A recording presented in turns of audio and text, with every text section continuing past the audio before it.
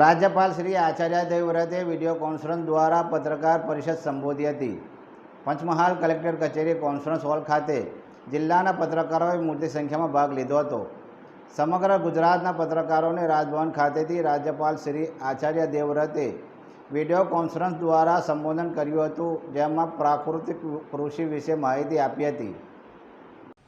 तो आप सब आदरणीयों से मेरा निवेदन है, एक तो जैविक सेंद्रीय और प्राकृतिक खेती में अंतर समझ गए कि नहीं.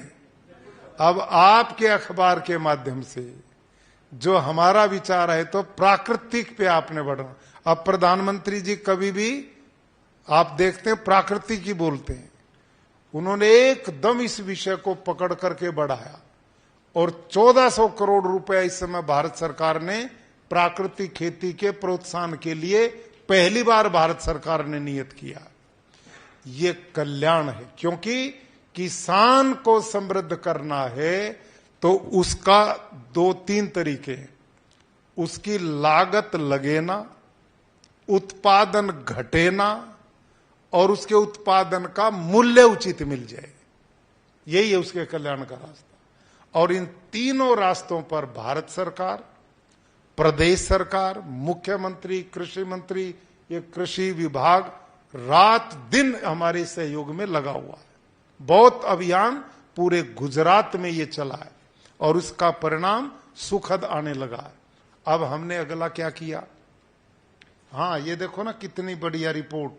ये दैनिक भास्कर अखबार हिमाचल से छपा है. ये 11 मई का है. इसमें लिखा है हिमाचल की 99.8% पंचायतों में प्राकृतिक विधि से खेती कर रहे हैं किसान. वहां में 4 साल गवर्नर रहा. पहले 2 साल मैंने काम नहीं किया क्योंकि उन दिनों में अपने खेत में एक्सपेरिमेंट कर रहा था. कभी मेरा ही फेल हो जाए, मैं लोगों में प्रचार करूं. जब मैं पास हुआ तब मैंने काम शुरू किया. 2 साल में मैंने 50,000 खेडूत वहां प्राकृतिक खेती से जोड़े. मैं राजभवन छोड़ता था सवेरे और खेतों में जाता था. गांव के किसान खड़े इकट्ठे करता था, बहनें, माताएं और युवा बंधु, उनको मैं ट्रेनिंग देता था. वो मानते नहीं थे, उनके शरीर गले हुए थे पेस्टिसाइड स्प्रे में.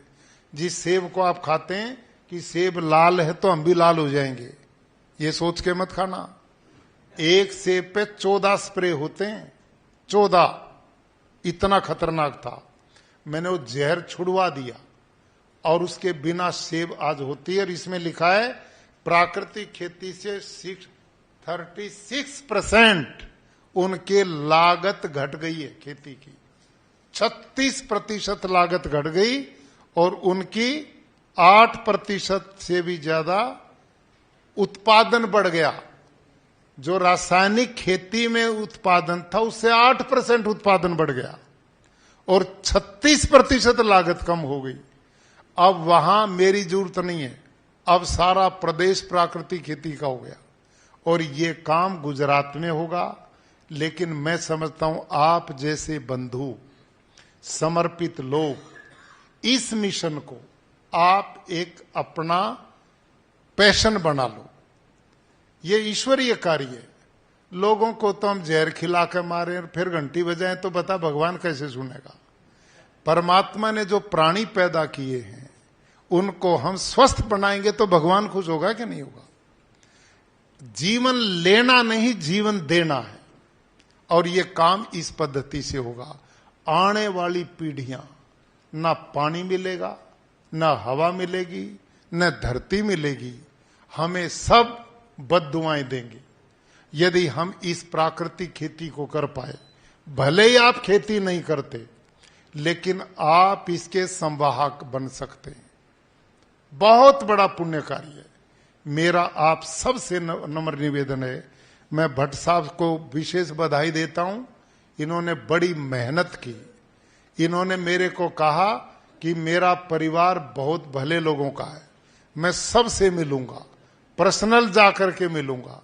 और उनको जोड़े बिना हम सफल नहीं होंगे, क्योंकि प्रचार की बात आज के जमाने में जो प्रचार नहीं करता उसके अंगूर ही धरे रह जाएंगे और जो प्रचार करता वो मिट्टी भी बेच जाता है. तो आप इस मिशन पे बहुत बड़ा काम कर सकते हैं। हमने एक मार्केटिंग के लिए क्या काम किया, यहीं बैठे मैंने विचार किया कि अब हमने पूरे गुजरात को 10-10 गांव के क्लस्टर में बांट दिया। पूरे गुजरात को हमने 10-10 क्लस्टर बना दिए और हर 10 गांव में एक खेडूत जो पिछले 3 साल से प्राकृतिक खेती करता है, मॉडल है, गाय है, उसके साथ एग्रीकल्चर विभाग का एक कर्मचारी को ट्रेनिंग किया। 2 लोगों को हमने 10 गांव दे दिए।